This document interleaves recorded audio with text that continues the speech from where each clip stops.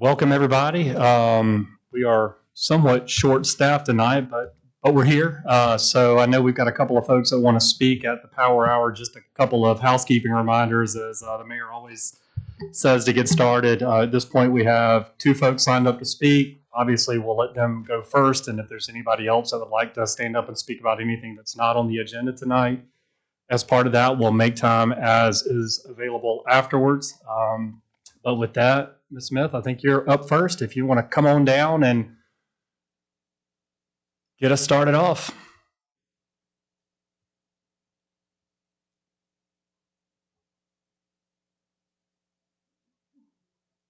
I think just as is normal, if you'll just state your name and address when you come up for the record. Linda Smith, 176 Springwood Drive in North Augusta. And I'm here to speak on behalf of the animals in North Augusta. That's my goal is to get our volunteers back in the shelter. So I come to you today to plead for our pound puppies who have no voice. I have emailed all of your council members, the mayor, the city manager, and I heard back from most of you. I've also talked to Landon Ball. I talked to him this morning. He would be here today, but he is in the Keys on a vacation, so he said he'd be here next time for you to speak for the puppies. I feel that the decision makers in North Augusta are putting our pound pups in grave danger of being put to death because of the edict issued that no volunteers would be allowed to help the dogs get adopted. The Aiken County Animal Shelter will not take North Augusta City animals. The Albrecht Center, through the SPCA, will only take City of Aiken animals. And so where does that leave North Augusta animals? Dead. Dead in the water if we can't get something going here. Our volunteer group, FONA, has, along with Officer McBride, worked tirelessly to get the lost animals adopted. But if we can't take the animals to a veterinarian to be vetted, no rescue group will help us, and we do depend on rescue groups to get the dogs moved. I had a personal experience with a person in our church that died, and his children did not want his dog, and they asked the vet to put him to sleep. But we got involved, and we got a rescue group out of Charleston to take the dog. He had a foster for a year, and then he was adopted, even though he was 10 years old. So that was a big win. I mean, and those things happen all the time with our group of volunteers. I can't believe that a caring city like North Augusta is going to turn a blind eye to this situation. Almost every animal shelter that I looked at utilized volunteers. In fact, the Albrecht Center in Aiken states on their webpage that their volunteers donate over 10,000 hours a year. We believe that every pet deserves compassion, and every person trying to do right by them deserves support. But we can't do it without a city government that believes that too. And with all of the apartments, townhomes, houses that are being built in North Augusta, the number of stray animals will grow exponentially. In fact, this morning on Facebook, I can't remember the Facebook page it was on because I went back to try to find it, but a lady said she was moving here from Connecticut, and she had 4 dogs. Now you think about that. If we have 14,000 new people moving into North Augusta, just say every other family has a dog. That's 7,000 more dogs. And we got that little tiny place out there on Wire Road, not Wire Road, but Clay Pit. And anyway, that's not my goal tonight, though at some point that would be my goal. Our goal right now is to once again allow the volunteers to continue to save our animals.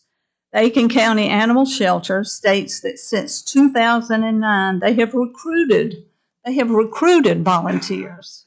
And today they are the lifeblood of that organization. So why can't that be in North Augusta? And finally, I'll give you some quotes to ponder in your decision making to allow the volunteers to do their jobs. And this is from Mahatma Gandhi. The greatness of a nation and its city and its moral progress can be judged by the way its animals are treated. And from James Harriet, who was the author of All God's Children, I hope to make people realize how totally helpless animals are, how dependent on us, trusting as a child must, that we will be kind and take care of their needs.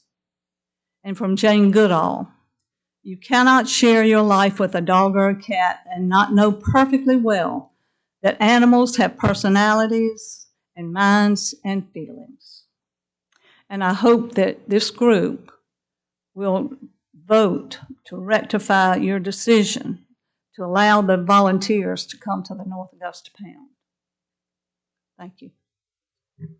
Ms. Smith, thank you. Question? I don't have a question. I will, obviously you guys can input as you please. I don't disagree with anything that you said. And I don't have an answer for you tonight. I don't have an update on where we are on that, but I will get with both the city attorney and our city admin and get an update and have that communicated to you as soon as I find out. See, I just don't understand why everybody else can have volunteers. They've got liability statements, and why North Augusta can't. It just doesn't make any sense to me.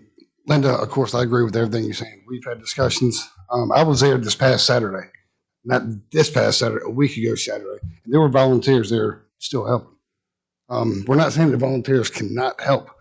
There's just some liability issues with. Well, it is, but it's something we've got to get resolved. I agree, 100%. I think it's more taking them off the property. Yeah.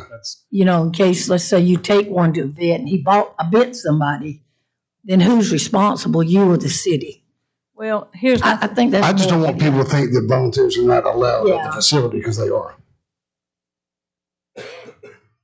That is correct. Volunteers are allowed to take the dogs out back. We get about 30 minutes to an hour to go in there today to play with the dogs. But the ultimate goal is to get where we can do temporary fosters, where we can get the dogs to the vet to aid public safety, where we can take the dogs to adoption events. We had 7 dogs at the last meeting. We adopted 2 dogs out. We still have 7 dogs because we got 2 more dogs. But we can't, the other rescue groups won't help us if we can't get our dogs to the veterinarian. We need. And that means taking them off, right? I don't want to go on diatribe. Again, we can't spay and neuter and take our dogs back to our pound. And they just can't recover in there. But I will say this, that this is not a game. Time is life. The law of averages is bringing the amount of animals we have up in our pound, and I agree with you. And I thank you for being here and speaking. And I want to say on this dais that I stir the pudding a lot, but I was not the cause for Miss Linda to be here. Well, there's a lot of people in this community that care about this issue. Absolutely, and I've had conversations with Linda as well, and I know she came on her own accord. And again, I don't disagree. The conversation you and I had, I stayed on that conversation that I believe we do a lot of things very well and take pride in the way we build things in North Augusta, and that's an area where we have fallen down and we've got to do better. Well, I just hope that y'all will get this fixed. I agree. Well, I will follow up, get an update on you, see where we are, and we'll work together to get it resolved as quickly as possible. I appreciate that. We can't also, Linda, and like I said, we all agree. We all love our animals, all of us. But as leaders, we also cannot break the law. And that's what Kelly's telling us right now. And so as soon as he can, and he's looking for a way, sort of, I hate to say, beat the system, that the volunteers can come and take them out. Now, my question is, why can't we have a day that the vet, because I think it's Dr.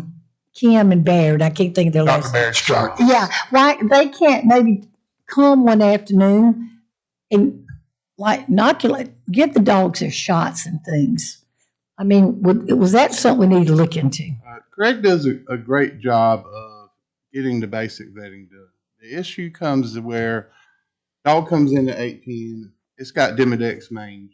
You can't just throw it in the pound, because then you've got 8 dogs with Demodex mange. You need a volunteer to be able to take that dog right then and there and go to Blue Pearl, go to CVET, go wherever it's got to go, and not contaminate our pound.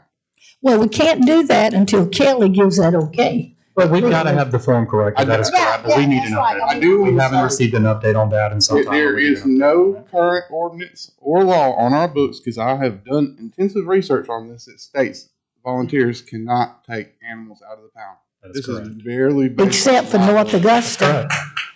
Except for North Augusta. No, No, there this isn't. It's not an ordinance or a code This issue. It is is. being pushed on us because of liability.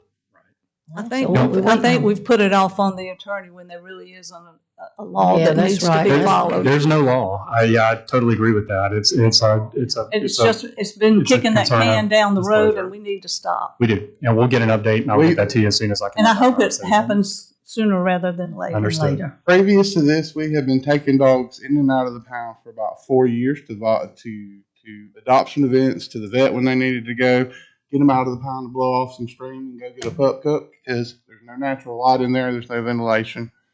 So it's a big deal. Well, let me ask this, because I'm just ignorant of the fact. Let's say, Linda, you went and you picked up the doggy and took him to the vet and got his shots. Who pays for that? You? It's mostly the volunteers. It's a mixture. Volunteers. The It's a city of somewhat North shared Augusta expense. doesn't do Okay. much of anything with Yeah. with It's that. my understanding the biggest issue is the insurance liability, and the city has to make sure that we have the proper amount of insurance liability coverage.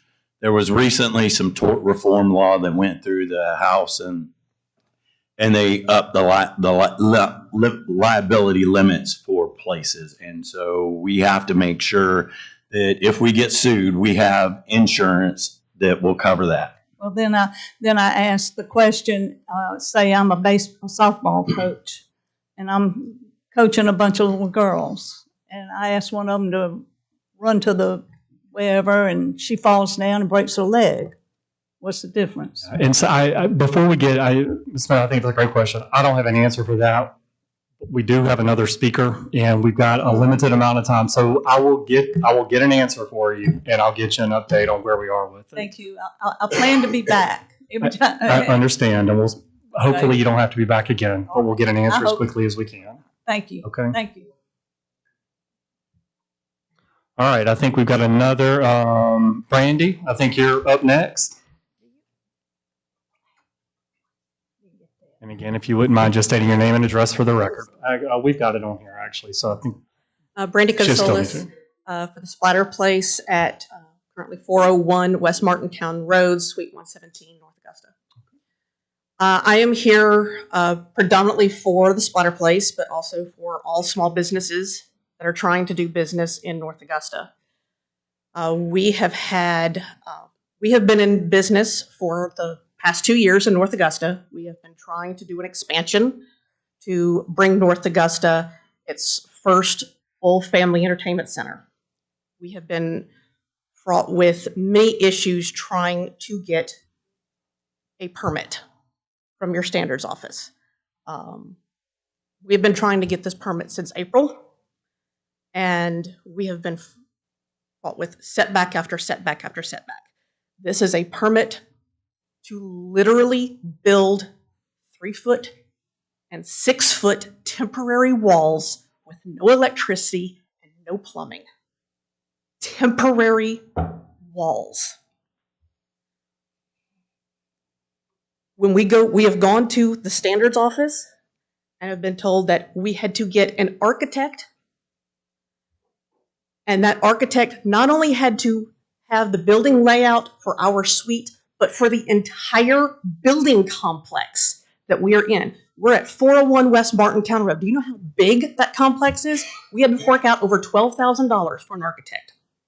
Not only that, but it took us 5 weeks to find an architect who was willing to do business in North Augusta because, quote, I called and called and called. Even had to put out on Facebook, who is an architect who's willing to do business in North Augusta, called and called and called. I had one that laughed in my face and said, we refuse to do business in North Augusta because the standards office is too difficult to work with. That is the reputation you have. That is the reputation that North Augusta has. I remember listening to several of you before the last election, and y'all comment on how much work the council has done trying to revise things to make it much easier for small businesses to come to North Augusta. I'm here to tell you that you can revise your paperwork all you want, but you have a stigma out there. And as long as you can't get your contractors, your electricians, your plumbers, because every contractor that I've had to come in to try to get some work done while I'm waiting on my main contractor to come in has told me the same thing. That they do not like doing work in North Augusta because it's difficult to work with the Building Standards Office. It is hard to find people willing to do work in North Augusta. Now, I know that one of my supervisors sent an email. We got a very, very harsh reply today from Jim Clifford. I don't know if y'all were copied on that. He said that he had only spoken to our contractor once. He forgot to mention that I had personally spoken to him, where he admitted to me on the phone that the only reason that we had to get an architect was because he did not know how to calculate the occupancy for my business type. He had never dealt with it before. And he needed an architect to tell him how to calculate the occupancy for my business type.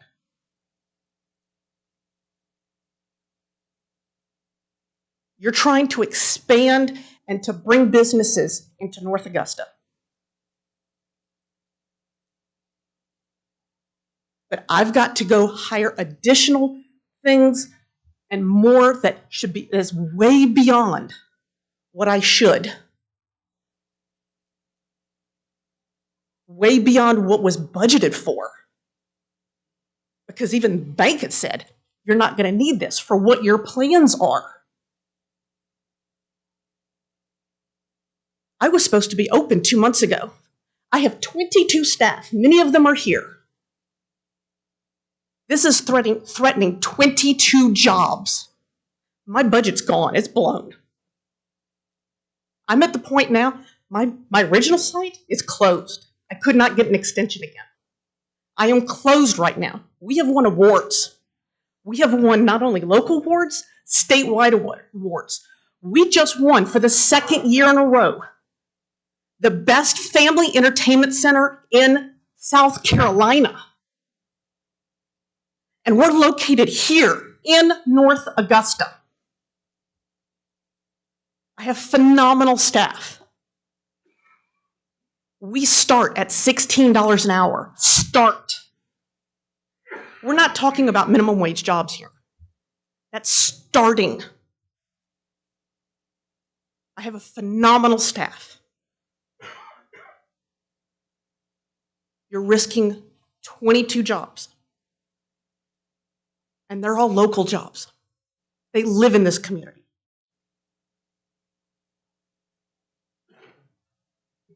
I'm begging for assistance, not only for my job, but even my neighbor that they're trying to open up a dance studio in the suite right next to me. She has zero construction.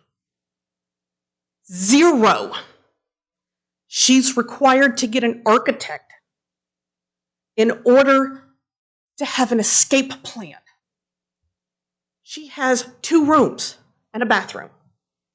He required an architect to draw an escape plan to say, leave out here and leave out here, which of course had to be in the entire building as well. How is this good for businesses in North Augusta? This is creating unnecessary hurdles to open businesses in North Augusta. And you wonder why you've got strips and strips of empty slots all over North Augusta. I'm begging you, please help our businesses. Please help us. Do something. Understood. again, the directors, city administrator, the ones that have been involved in that aren't here. So let's go back to them, figure out where the hurdles are, and we'll have somebody reach back out to you directly to figure out what's going on with that. We're on the verge of bankruptcy. Understood. I hear you. Have you been running your business at all or not? We are closed now. We had to I mean, close at the but end you of June. were operating? Yes, At a different location. in a This is different Oh, in a location. different location. They're A moving different location. We to a larger couldn't get location. another extension, and so we are now closed. So what are you asking for us to do? We need a permit. We need a Need permit a permit, now. okay. I have a construction crew that is ready to start work literally tomorrow. Any other questions? I'm sorry that y'all are going through this. We need the jobs desperately in North Augusta. 86% of our citizens drive 22 minutes to go to work. There's nothing in North Augusta that's 22 minutes from itself. So that means they're leaving. I hope we can get this fixed for y'all as soon as possible. We'll get with We'll city definitely look admin. into it. ASAP. We're Absolutely. offering family entertainment and affordable family entertainment. I mean, our cheapest attraction is golf darts, which sounds funny. All right, it's hybrid sports. We're mixing golf and darts. So you hit golf balls at a dartboard that you can rent for $10 an hour. So a family of 5 can come and have fun for $10 an hour. Sounds fun. Affordable family entertainment here in North Augusta. We are offering that. I thank you for that too, because it's the other thing I hear from citizens is they want things here to do that they can afford to do with that their are affordable. families. Yep, we hear Brandy. Well, I will get with city admin. And we'll have someone reach out to you as soon as possible and see if we can get this resolved. Thank you. I appreciate it. Okay.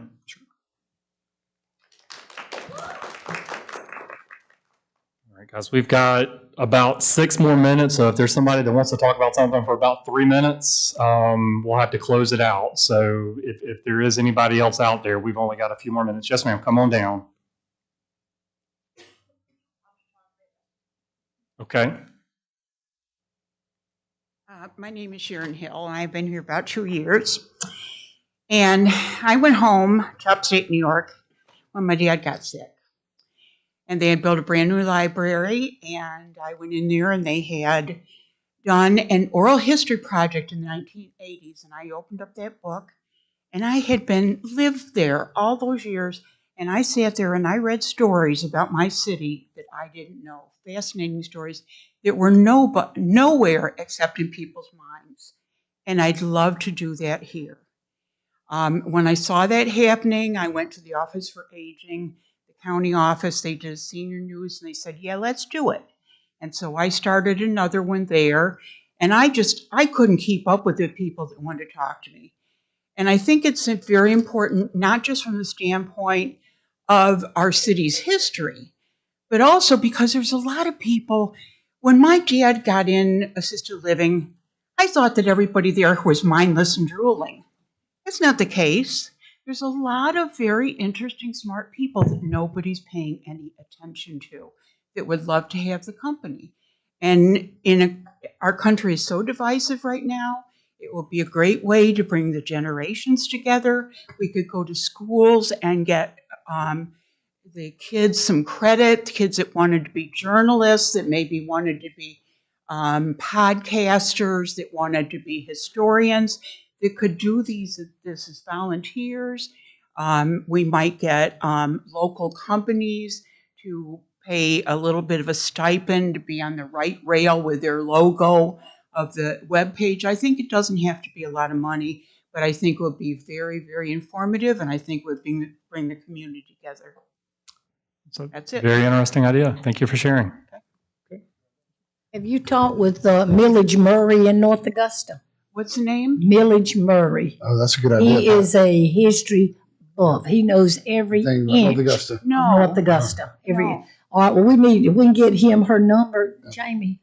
Is that the guy from the Yeah. trolley? Yeah, Huh? he's very knowledgeable. Oh, Yeah. he's Yeah, he's one of great. the tops. Yeah, that's a great idea. Thank you very much. Yep. All right, with that, the public power hour is adjourned. We'll re-adjourn here in the next few minutes.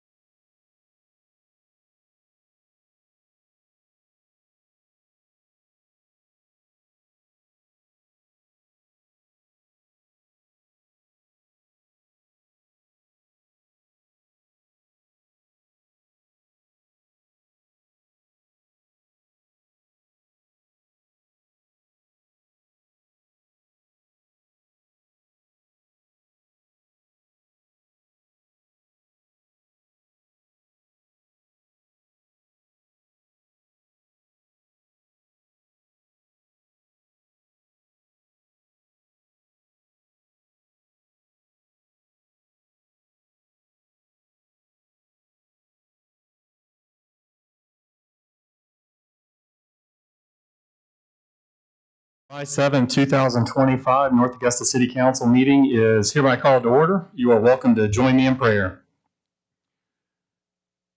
Dear God, we come together this evening and just ask for discernment for this council, God, that you would provide us with wisdom to make decisions that benefit this community, Lord, that you would guide us.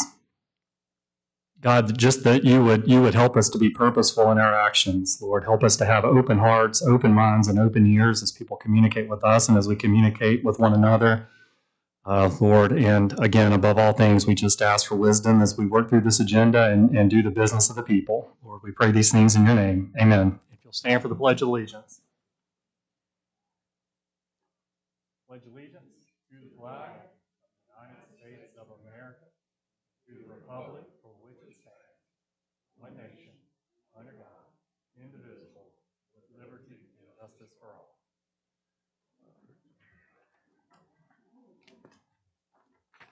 So we'll start with the roll call, starting from my left. Robert Freitas. Pat Carpenter. Kevin Toole. David Buck. Dennis Briatico.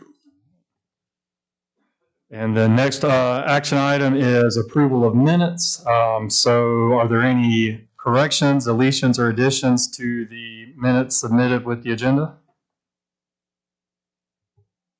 All right. Hearing none, they stand approved as distributed. So that'll bring us to our first item, which will be resolution number 2025-22, authorizing vehicular and pedestrian safety improvements in Riverside Village. Do I have a motion? So moved. All right, I'll give it to Pat. Who's got the second? I'll second.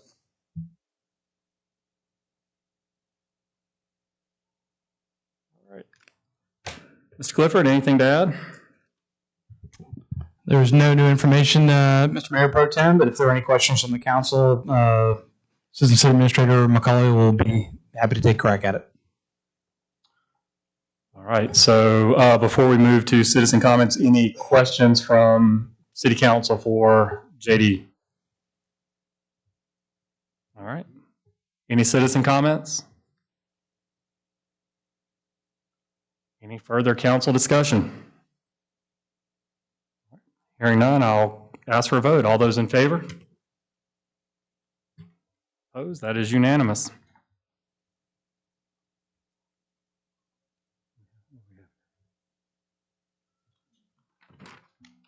All right, that brings us then to resolution number 2025-23, authorizing the City of North Augusta to enter into a contract with 8 Acres Recycling LLP to perform sediment removal in the Waterworks Drainage Basin. Do I have a motion to approve this resolution? I'll move. Yeah, I'll give Rob that one. Who's seconds? All right, Mr. Clifford, anything you want to share with council on this one?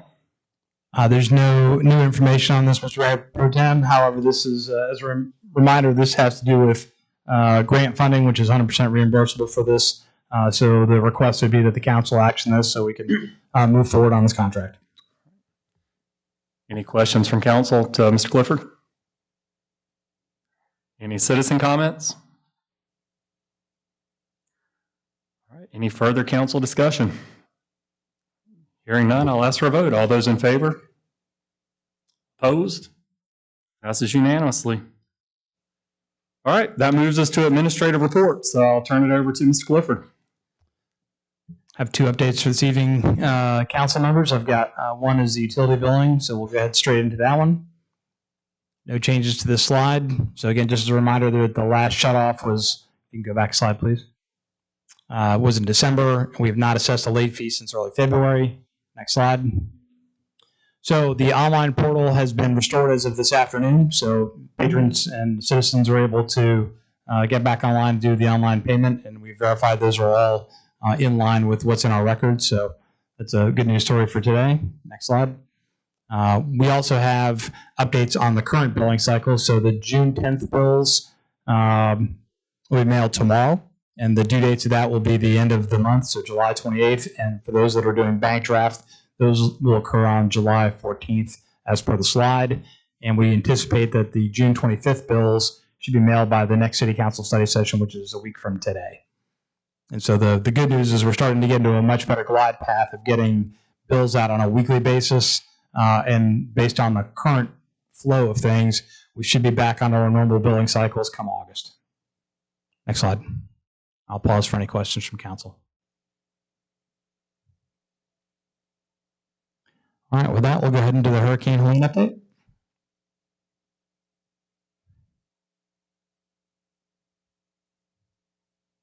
Next slide, please. So a lot has occurred in the last 30 days. So we've got a number of contractors that are currently at work. So we've got the fencing contractor who's done is currently working a number of items to include the stormwater detention ponds, as well as some of the wastewater sites. We also have a contractor who's largely completed the stormwater detention pond maintenance. So that's removing the trees and the fallen debris that was in the detention ponds. Public services and streets and drains have greatly contributed to clearing a number of our utility easements. Representative Hickson has also been working with SCDOT, and there's a number of stumps that are still significant and here in town, and so he's been working with them to get SCDOT crews as they're available to come back into town. And we've had some negotiations with SCDOT about what will be picked up versus what is not. But you should see some of those stumps starting to come out in the next couple of weeks as SCDOT will take that. That will not be, to my understanding, a contractor action. That'll be SCDOT actual crews pulling those stumps. Jason Sykes, our superintendent of sanitation, has hosted a number of on-site visits from both FEMA and SCEMD.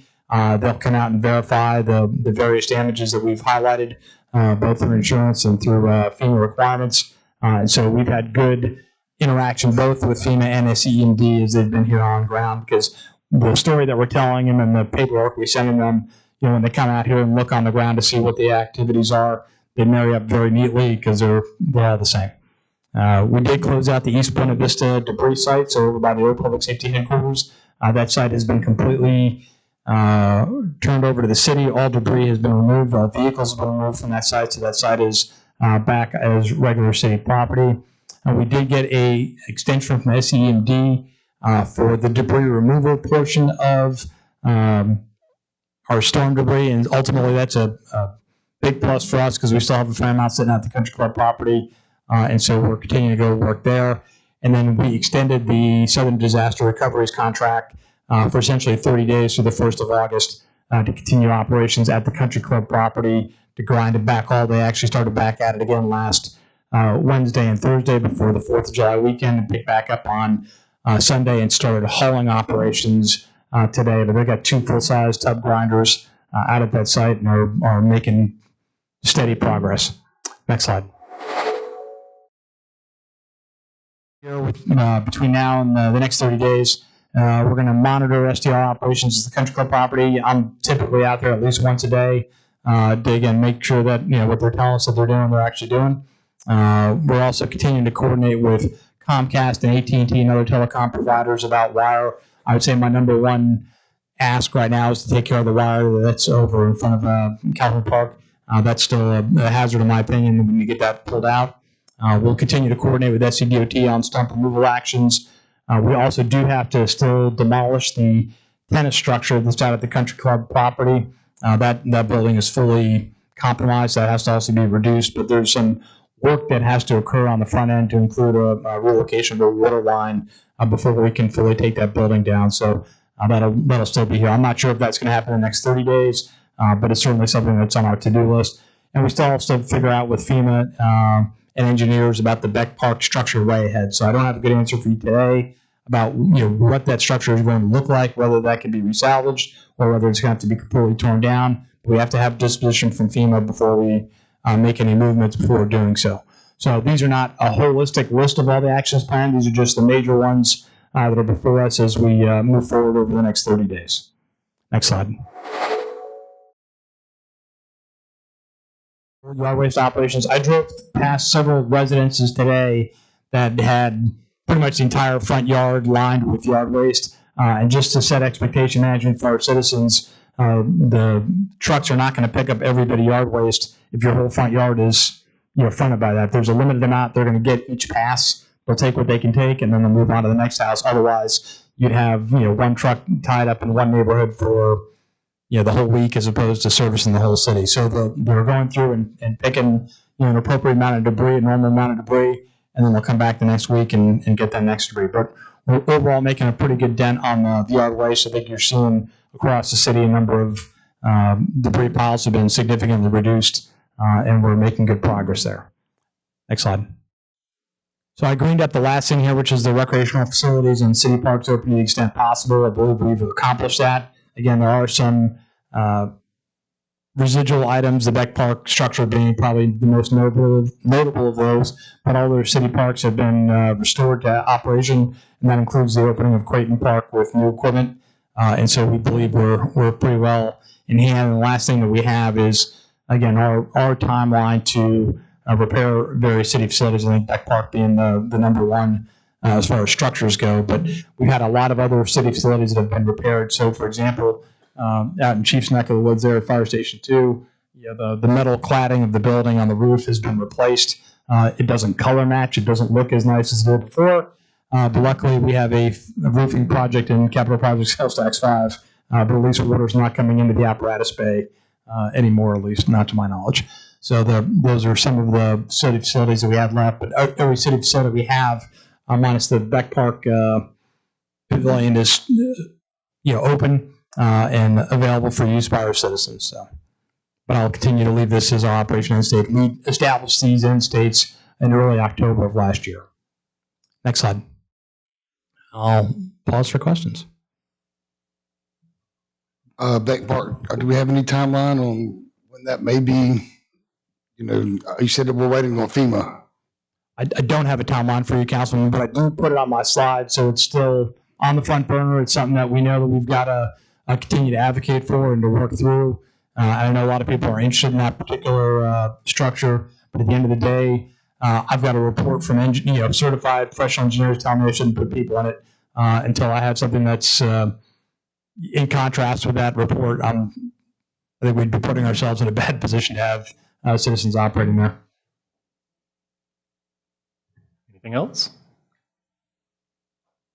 All right. Well, at this time, then we move to presentations, communications, visitors. So, if there are anyone out there wants to speak on something that's not on tonight's agenda, now's your time to do so. Come on down. Just, if you will, state your name and address when you come down.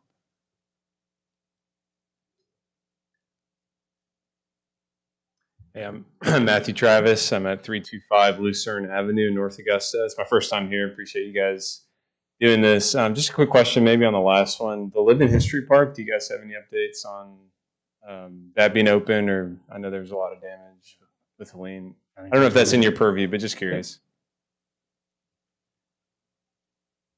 So my understanding is that Parks and Rec is working with state of South Carolina and also our insurance providers for some of the repairs. We have been working obviously with Lynn Thompson and her staff, and I think right now, based on Lynn's passing last week on the 4th of July, there's going to be a little bit of a gap there as far as coordination goes. She passed away? Yeah, I didn't know she passed away. That's according to the reporting I had from Post and Courier, yes. Oh, wow. Okay, I missed that. I Okay. didn't hear that. I didn't know that. Well, that probably does slow some things up a little bit, but okay. Does that answer your question? Yeah, I was just curious. Okay. Yeah. Thanks, sir. Anyone else? All right, then we'll move on to council comments. Starting from my left, we'll go if you got anything you want to add or any announcements. Mr. Zier, there were some people here earlier. Ms. Smith was here and wanted to know if there was an update on the situation with liability documentation. Well, there is a little bit. I have reviewed our contract with Smurf, the insurance carrier. I'm optimistic that we're going to be able to get back to somewhere close to what was taking place before. I have tried to confirm with Smurf some questions about coverage that Smurf could not answer for me, and they have referred me to the law firm that they utilize for coverage questions, and I have correspondence into them asking about 3 specific questions to know for sure about coverage. And once I get those answers, I'm hopeful I can put releases together the way I think they need to be done to cover us, and then move from there. And one other thing I want to on it that I think when we were talking about that sometime back, I have learned a lesson before I came that night. I was looking real quick to check about the Tort Claims Act for the state, and AI gave me some information how it had been changed. Well, that information was totally wrong. The current limits are 300,000 and 600,000. There is a bill that may change it to 500,000 and $1 million, and that's what the maximum claim can be made under the torts claim. And that 300 to 600,000 has been in place probably about 8 or 9 years. And I know the legislature is looking at that, but the figures I gave you of what was it, 1 million and 3 million, that was AI. That wasn't real. Thank you very much, Mr. Zier. Joe, do you just have a ballpark time frame of when you think we may see that update?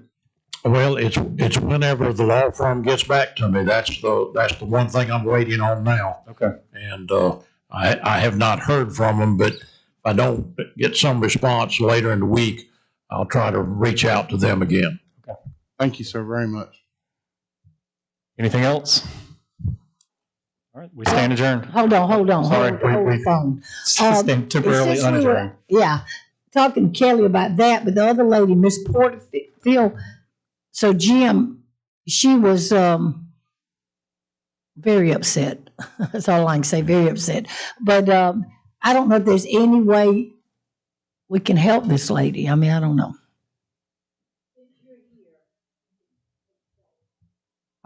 I can answer the question, but it may upset her further, so.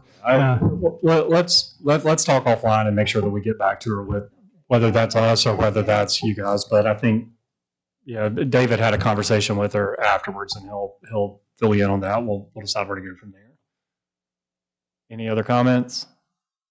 All right, then we officially stand adjourned.